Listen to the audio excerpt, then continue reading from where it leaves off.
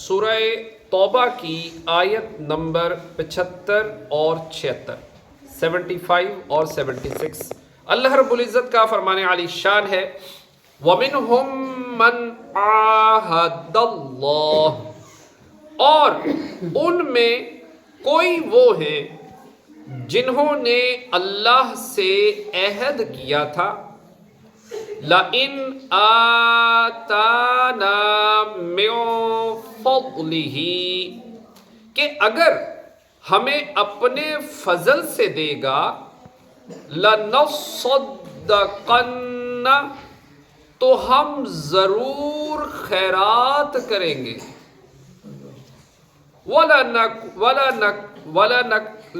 وَلَنَكُونَنَّ مِنَ الصَّالِحِينَ، اور ہم ضرور بھلے آدمی ہو جائیں گے۔ فَلَمَّا آتَاهُم مِّن فَضْلِهِ، تو جب اللہ نے انہیں اپنے فضل سے دیا، بخلوا بہ، اس میں بخل کرنے لگے، وَتَوَلَّوْا وَهُمْ مُعْرِضُونَ، اور منہ پھیر کر پلٹ گئے۔ شان نزول، ایک شخص ثعلبہ نے رسول کریم صلی اللہ تعالی علیہ وآلہ وسلم سے درخواست کی کہ اس کے لیے مالدار ہونے کی دعا فرمائیں۔ حضور اکرم صلی اللہ تعالی علیہ وآلہ وسلم نے فرمایا، اے ثعلبہ، تھوڑا مال جس کا تو شکر ادا کرے اس بہت سے بہتر ہے جس کا شکر ادا نہ کر سکے۔ دوبارہ پھر ثعلبہ نے حاضر ہو کر یہی درخواست کی اور کہا، اسی کی قسم جس نے آپ کو سچا نبی بنا کر بھیجا، کہ اگر وہ مجھے مال دے گا تو میں ہر حق والے کا حق ادا کروں گا۔ حضور اقدس صلی اللہ تعالی علیہ وآلہ وسلم نے دعا فرمائی، چنانچہ اللہ تعالیٰ نے اس کی بکریوں میں برکت فرمائی اور اتنی بڑی کہ مدینہ میں ان کی گنجائش نہ ہوئی۔ تو ثعلبہ ان کو لے کر جنگل میں چلا گیا اور جمعہ اور مسجد کی جماعت کی حاضری سے محروم ہو گیا۔ استغفر اللہ۔ حضور پر نور صلی اللہ تعالی علیہ وآلہ وسلم نے اس کا حال دریافت فرمایا تو صحابہ اکرام علیہم رضوان نے عرض کیا کہ اس کا مال بہت کثیر ہو گیا ہے اور اب جنگل میں بھی اس کے مال کی گنجائش نہ رہی۔ نبی کریم صلی اللہ تعالی علیہ وآلہ وسلم نے فرمایا کہ ثعلبہ پر افسوس۔ پھر جب حضور اقدس صلی اللہ تعالی علیہ وآلہ وسلم نے زکوٰۃ کے وصول کرنے والے بھیجے تو لوگوں نے انہیں اپنے اپنے صدقات دیے۔ جب ثعلبہ سے جا کر انہوں نے صدقہ مانگا تو اس نے کہا، یہ تو ٹیکس ہو گیا۔ استغفر اللہ۔ آج بھی کئی لوگ جب ان سے اللہ کے گھر کے لیے، مسجد کے لیے، مدرسے کے لیے، جو علماء کرام ہیں، جو ہمارے دیندار لوگ ہیں، جب وہ ان کے پاس جاتے ہیں تو وہ بھی آگے سے اسی طرح کی باتیں کر جاتے ہیں۔ اب ان کو ڈرنا چاہیے۔ پھر کیا ہوا؟ اس نے کہا، جاؤ میں پہلے سوچ لوں۔ جب یہ لوگ رسول کریم صلی اللہ تعالی علیہ وآلہ وسلم کی خدمت میں واپس آئے تو آپ صلی اللہ تعالی علیہ وآلہ وسلم نے ان کے کچھ عرض کرنے سے قبل 2 مرتبہ فرمایا، ثعلبہ پر افسوس۔ اس کے بعد یہ آیت مبارکہ نازل ہوئی۔ پھر ثعلبہ صدقہ لے کر آیا تو نبی پاک صلی اللہ تعالی علیہ وآلہ وسلم نے فرمایا کہ اللہ تعالیٰ نے مجھے اس کے قبول کرنے سے منع فرما دیا ہے۔ وہ اپنے سر پر خاک ڈالنے لگا اور واپس پلٹ گیا۔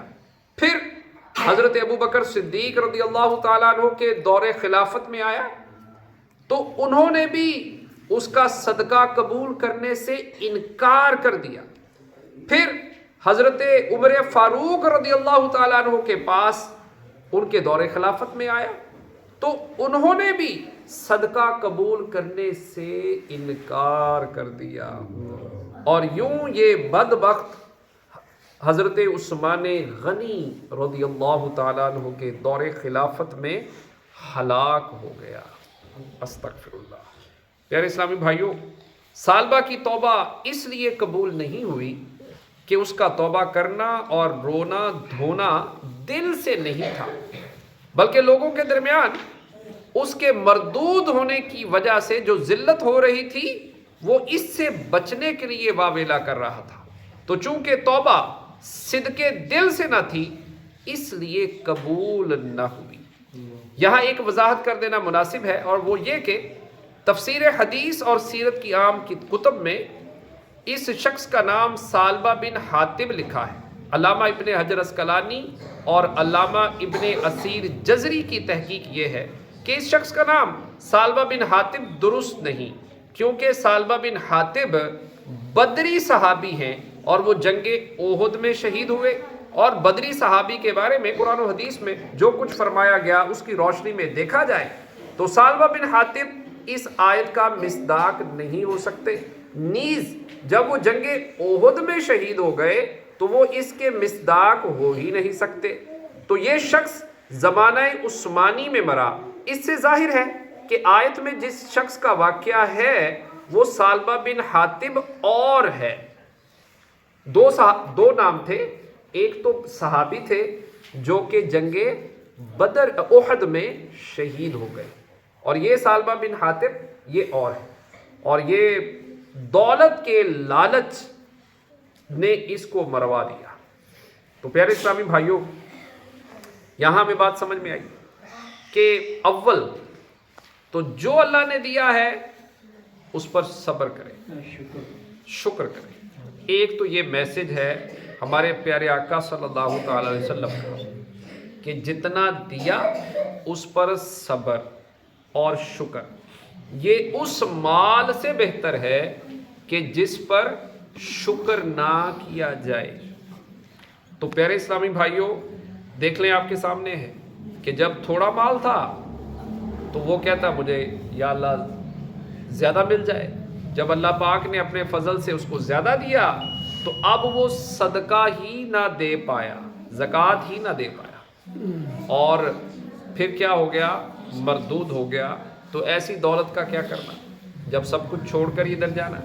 تو یہ دولت اس کے کس کام آئی؟ وہ بکریاں، وہ بہت بڑی ریبڑ کس کام آیا؟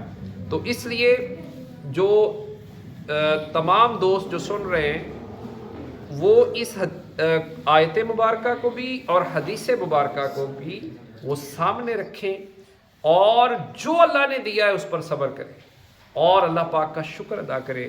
سکھ چین سے بیٹھے ہیں، جان بوجھ کے اپنے آپ کو کیوں پریشانیوں میں ڈالیں؟ تو اللہ پاک ہمیں عمل کی توفیق عطا فرمائے، آمین، بجاہ خاتم النبیین صلی اللہ تعالی علیہ وسلم اجمعین۔ صلو علی الحبیب